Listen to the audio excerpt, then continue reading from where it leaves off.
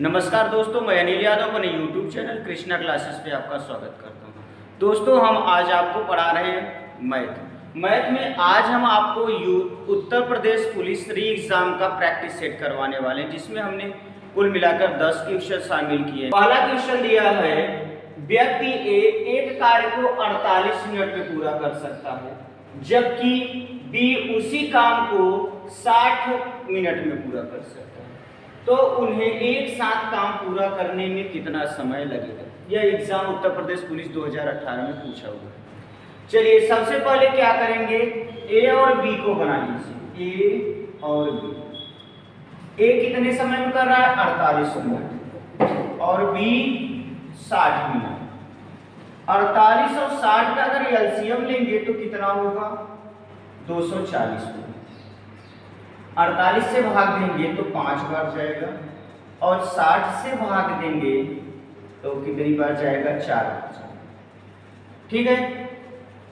अब अगर हमसे पूछ रहा है कि कुल कार्य हो गया, जो 240 है टोटल वर्क हो गया, कुल काम हो गया, और ए का क्षमता 5 आ गया और बी का क्षमता कितना आ गया, 4। अब हमसे पूछ रहा है दोनों मिलकर काम को कितने दिन में समाप्त करेंगे, यानी कुल काम कितना है, 240। अब दोनों मिलकर काम करेंगे, यानी ए और बी मिलकर काम करेगा, तो 5 और 4 कितना हो गया, 9। अगर भाग देंगे तो 9 दूनी 18, कितना बचा, 6। 9 6 54, अब कितना बचा, 54, यानी 6/9। अगर इसको काट देंगे तो 2 से काटेंगे, इसको मिनट में मिनट में दिया है तो इसको सेकंड में कन्वर्ट कर लीजिए, 60 से पूरा करा। अगर यहाँ से काटेंगे 3 दूनी 6, 3 त्रिका 9, 3 से काटेंगे 20, यानी होगा 26 मिनट 20 दूना 40 सेकेंड। कौन सा ऑप्शन मैच कर रहा है, ऑप्शन नंबर ए हमारा क्या होगा, सही होगा। ठीक है। दूसरा क्वेश्चन दिया है, ए और बी एक कार्य को क्रमशः 18 दिन में और 36 दिन में पूरा कर सकते हैं। वे 8 दिनों तक एक साथ काम करते हैं, फिर ए चला जाता है। शेष काम को पूरा करने में बी को कितना समय लगेगा, यानी ए और बी दोनों मिलकर काम, दोनों अगर अकेले अकेले काम करते हैं तो ए 18 दिन में करता है और बी 36 दिन में करता है। वे काम स्टार्ट करते हैं और 8 दिनों तक एक साथ काम करते हैं। काम करने के 8 दिन तक काम करते हैं, काम समाप्त नहीं होता, उसके पहले ही ये क्या होता है, चला जाता है। जो शेष काम बचता है वह काम कौन करता है, बी। तो वही पूछ रहा है, बी कितने दिन में उसको समाप्त करेगा। तो सबसे पहले क्या करेंगे, ए और बी बना लीजिए। ए और बी, ए कितने दिन में कार्य करता है, 18 दिन में, और बी 36 दिन। 18 और 36 का अगर एलसीएम लेंगे तो 36 हो जाएगा। 18 दूना 36 और 36 से कम 36, यानी इसका 2 आया क्षमता, इसका 1 आया। अब हमसे कह रहा है कि 8 दिनों तक काम किए, यानी ए और बी मिलकर कितने दिनों तक काम किए, 8 दिनों तक। यानी हम पता लगा लेंगे 8 दिनों में ए और बी कितना काम किए, तो 2 और 1 3, 2 + 1 गुणे 8 करेंगे तो कितना होगा, 8 त्रिक 24, यानी 24 काम हो गया। ए और बी मिलकर 8 दिनों में कितना काम कर लिए, 24 काम। शेष बचा काम, कुल काम कितना है, ये तो हमारा टोटल वर्क है, कुल काम है। अब क्या करेंगे, 36 में से 24 घटा देंगे तो कितना बचेगा, 12 काम बचा। अब किसके द्वारा, मतलब ए तो चला गया, अब इस समय बचा कौन, बी, और बी का क्षमता कितना दिया है, 1, यानी बी से काम करवा दीजिए तो 12/1, यानी कितना दिन आया, 12 दिन आया।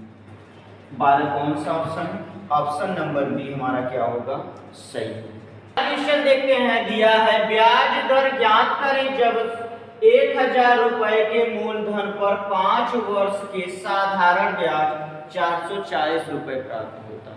यानी हमसे क्या पूछ रहा है, रेट पर से पूछ रहा है। तो हमें पता है साधारण ब्याज एसआई बराबर क्या होता है, P × R × T/100। एसआई कितना प्राप्त हो रहा है, 440 प्राप्त हो रहा है। प्रिंसिपल 1000 दिया है, गुणे रेट कितना नहीं पता, और हमसे टाइम कितना दिया है 5 वर्ष और बटे 100। अगर इस 2 जीरो से 2 जीरो, 1 जीरो से 0, अगर हम रेट निकालेंगे तो 44/5 या फिर हम काटेंगे 5 8 40 10.5 40 यानी 8.8%। ऑप्शन नंबर सी क्या होगा, सही होगा। अगला क्वेश्चन दिया है यदि 15 वर्षों के लिए मूलधन और साधारण ब्याज का अनुपात 10:3 है तो ब्याज की दर ज्ञात कीजिए। यानी हमसे रेट परसेंट इसमें भी पूछ रहा है। 15 वर्षों के लिए टाइम कितना दिया है 15 वर्ष और मूलधन यानी प्रिंसिपल और एसआई का रेशियो कितना दिया है 10:3। तो इसको हम मान सकते हैं 10x और कितना मान लीजिए 3x। अभी बताए कि एसआई बराबर क्या होता है P × R × T बटे 100, यही होगा ना। तो एसआई का मान कितना दिया है 3x, प्रिंसिपल हमारा कितना आया 10x और टाइम कितना दिया है 15 वर्षों के लिए यानी 15 और रेट नहीं पता R/100। अगर हम इसको काट दें तो 0 से यह 0 कट गया, 3 से काटेंगे 3 × 5 = 15, यहाँ से x कटा, 5 से काटेंगे 5 दूनी 10 यानी R बराबर हुआ 2%। ऑप्शन नंबर सी हमारा क्या होगा, सही होगा।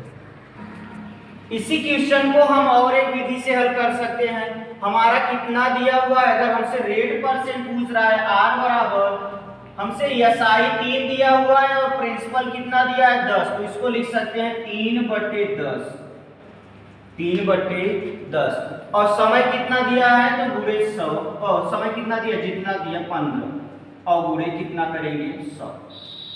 अगर इसको काटेंगे तो 0 से 0 कट गया, 3 से काटेंगे 3 × 5 = 15, 5 दूनी 10 यानी R बराबर कितना प्राप्त होगा 2%। इसको हम ऐसे ही डायरेक्ट भी कर सकते हैं 3/10 और गुणे नीचे यहाँ पर 15 क्योंकि समय भी लिखेंगे और गुणे कितना कर देंगे 100। अगर काटेंगे 0 से 0, 3 से काटेंगे तो 3 × 5 = 15, 5 दूनी 10 यानी कितना आया 2%। चलिए अगला क्वेश्चन दिया है 5वां, ए और बी क्रमशः 10 और 15 दिनों में काम कर सकते हैं।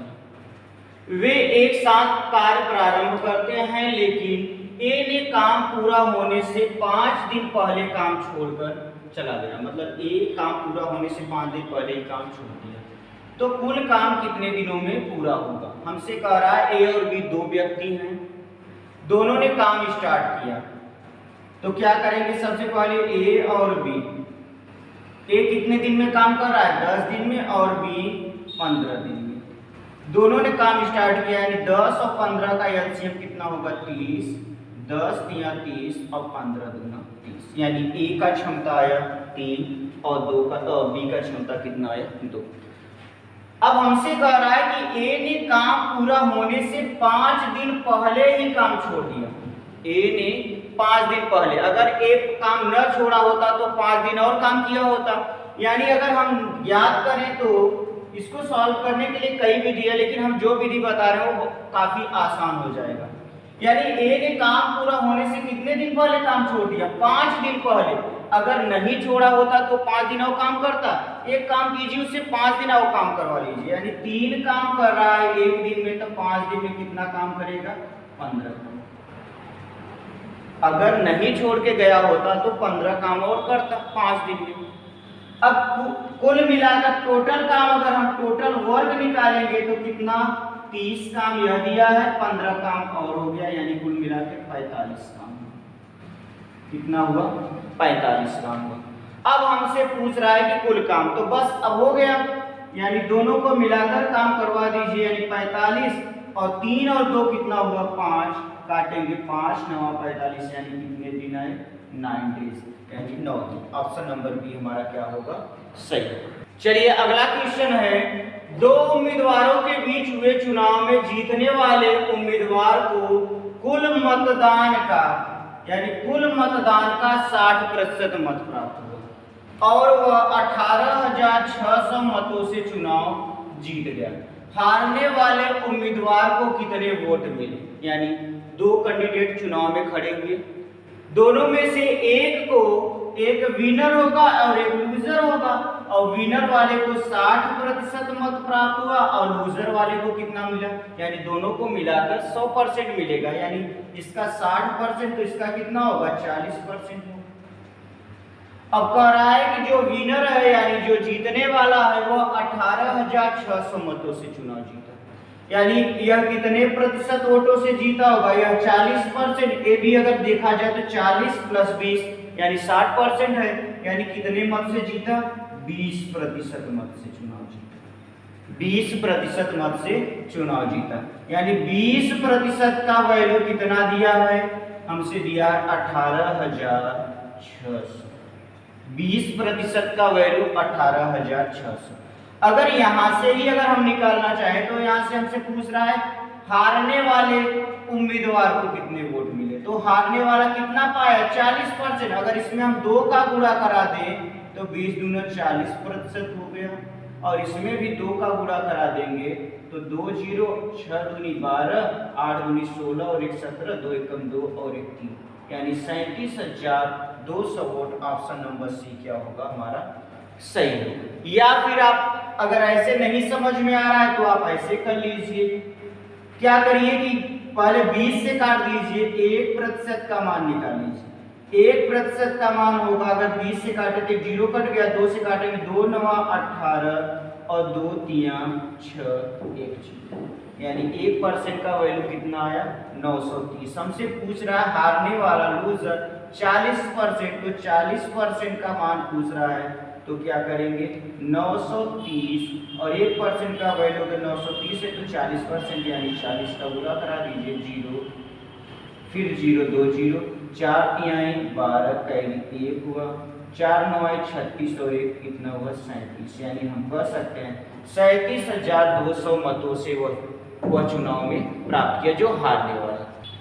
क्वेश्चन दिया है यदि 200 पुरुष किसी भवन का निर्माण 1024 दिनों में कर सकते हैं, तो उसी भवन का निर्माण 256 दिनों में करने के लिए कितने पुरुषों की आवश्यकता होगी, यानी 200 पुरुष किसी भवन को कितने दिन में बना रहे हैं 1024 दिन में, तो उसी भवन का निर्माण केवल 256 दिन में करने के लिए कितने पुरुषों की आवश्यकता होगी, यानी फार्मूला होगा M1 D1 H1 बटे W1 बराबर M2 D2 H2 बटे W। तो इसमें हमें दिया क्या क्या है, पहले आदमी दिए गए कितने 200, तो 200 लिख लीजिए, कितने दिन में निर्माण कर रहा है तो 1024 दिन में, उसके बाद बाकी कुछ नहीं दिया है। फिर कह रहा है कि तो उसी भवन का निर्माण 256 दिन में कितने पुरुष, यानी M2 का मान नहीं दिया है और दिन का कितना दिया है 256। अगर इसको हम डिवाइड करें तो कितने बार जाएगा 256 एकम 256, 256 चौका कितने 256 चौका कितना होगा 1024। तो हमसे पूछ रहा है कितने आदमी लगेंगे, तो 200 गुणे 4 यानी कितने आदमी 800 व्यक्ति, 800 व्यक्ति। ऑप्शन नंबर डी हमारा क्या होगा सही। देखिए क्वेश्चन दिया है यदि ब्याज प्रतिवर्ष 10% की दर से संयोजित हो तो 1400 रुपए पर 2 वर्षों में अर्जित चक्रवृद्धि ब्याज कितना होगा, यानी 1400 रुपए। तो सबसे पहले हम 10% का फ्रैक्शन बना लेंगे। 10% का फ्रैक्शन कितना होता है 1/10, यानी 10 में 1 रुपए ब्याज के रूप में मिल रहे हैं, यानी 10 से 11। कितनी बार 2 बार, तो 2 बार कर लीजिए 10 से 11, 10 दहा में 100 से 11 121। ये जो हमारा है अमाउंट यानी मिश्र धन, ये हमारा प्रिंसिपल, और इसका जो अंतर आएगा वह क्या होगा हमारा CI यानी चक्रवृद्धि ब्याज। तो 121 में से 100 घटाएंगे कितना 21। अब हमसे क्या दिया है संयोजित हो तो, यानी यह हमारा प्रिंसिपल दिया हुआ यानी P का मान, और P का वैल्यू कितना दिया 100, 100 का वैल्यू कितना दिया है 1400, यानी 2 से 2 जीरो से 2 जीरो काट देंगे, 1 का मान कितना होगा 14।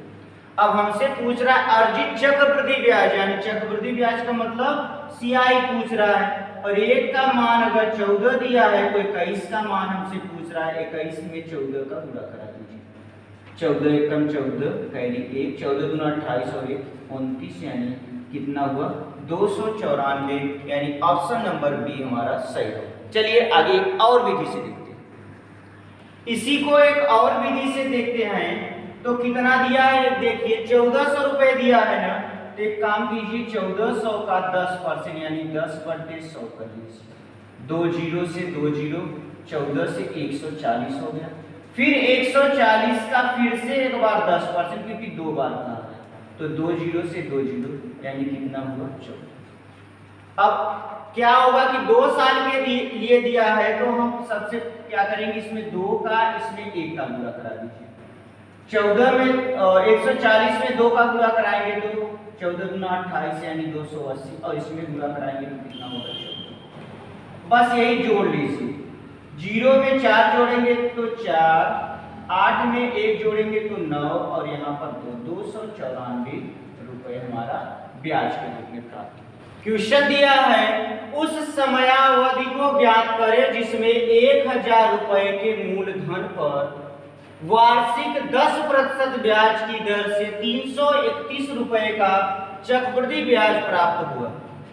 यानी हमसे यही पूछ रहा है। तो इसको हल करने के लिए या फिर बेसिक तरीका या फिर कई तरीके अपना सकते हैं। तो हम एक तरीका बता रहे हैं आपको। एक काम कीजिए, इसको प्रिंसिपल बना लीजिए और एक तरफ लिख लीजिए अमाउंट। यानी प्रिंसिपल 1000 रुपए है और अमाउंट हमारा कितना दिया है 331 दिया है ब्याज यानी सीआई दिया है।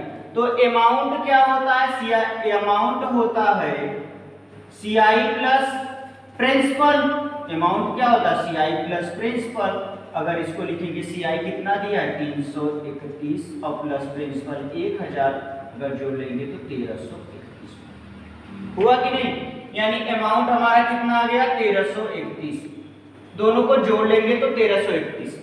अब बस करना क्या, 10% दिया है तो 10% का फ्रैक्शन कितना होता है 1/10, यानी 10 से 11, यानी 10 होगा 10 से 11। अब अगर यहाँ पर देखें तो 10 के पावर कितना है 1003, और यहाँ पर देखें तो 11 के पावर 3 कितना होता है 1331। और यही हमारा क्या होगा समय, यानी टाइम हमारा जो प्राप्त होगा कितना आया 3 ईयर यानी 3 वर्ष। ऑप्शन नंबर डी हमारा। चलिए अगला क्वेश्चन दिया है, नीचे दी गई कौन सी संख्या 12 से पूर्णतः विभाजित है। 12 से पूर्णतः विभाजित है, यानी हमें 12 से विभाजित करना। अच्छा 12 से विभाजित करने के लिए इसको 2 भागों में तोड़ लीजिए, एक 3 और एक कितने में 4 में, क्योंकि 4 यहाँ 12। तो इसमें हम क्या करेंगे 3 का नियम अप्लाई करेंगे और 4 का। 3 का नियम यह है कि यदि संख्याओं का योग 3 से विभाजित हो तो वह संख्या 3 से विभाजित होगी। और 4 का नियम यह है कि अंतिम के 2 अंक यदि 4 से विभाजित हो रहे हो तो वह संख्या पूर्णतः 4 से विभाजित होगी। तो सबसे पहले 4 का नियम देखते हैं। 4 से काटेंगे तो ये भी कट जाएगा, 4 से काटेंगे तो ये भी कट जाएगा, 4 से काटेंगे 4 9 4 एकम 4 4 9 36, ये भी कट जाएगा, ये भी कट जाएगा, यानी 4 का नियम सभी में अप्लाई होना है। अब 3 का नियम देखेंगे तो यहाँ पर देखेंगे 4 4 8 8 7 15 15 4 19 और 1 20, यानी यह वाला ऑप्शन हमारा कैंसिल हो गया क्योंकि 20 3 से नहीं कटेगा। इसको देख लीजिए 6 5 11 11 और 8 19 19 और 8 होता है 27 27 2 कितना होता है 29, यानी ये भी ऑप्शन हमारा कैंसिल हो गया। इसको देखिए तो 7 6 13 और 13 में 9 जोड़ेंगे तो 22 और 22 में 3 जोड़ेंगे तो 22 3 24 24 4 28, यानी ये भी ऑप्शन हमारा क्या हो गया कैंसिल हो गया। अगला देखिए 8 2 10 10 2 12 और 12 और 7 कितना होता है 19 19 5 24। अगर 24 को देखें तो 3 से विभाजित, अगर यह भी अभी भी बड़ा दिख रहा हो तो इसको और तो जोड़ लीजिए 4 2 6 और 6 में अगर 3 से भाग देंगे तो विभाजित है, अतः हमारा ऑप्शन नंबर डी क्या होगा सही होगा। यह वीडियो आपको कैसा लगा, इसमें जितने भी क्वेश्चन बताए गए यदि आपको अच्छे से समझ में आ रहा है तो आप वीडियो को लाइक कीजिए, कमेंट कीजिए और यदि आप हमारे YouTube चैनल पर नए हो तो चैनल को सब्सक्राइब कीजिए और अपने दोस्तों के साथ चैनल को शेयर भी कीजिए। थैंक यू, धन्यवाद, जय हिंद।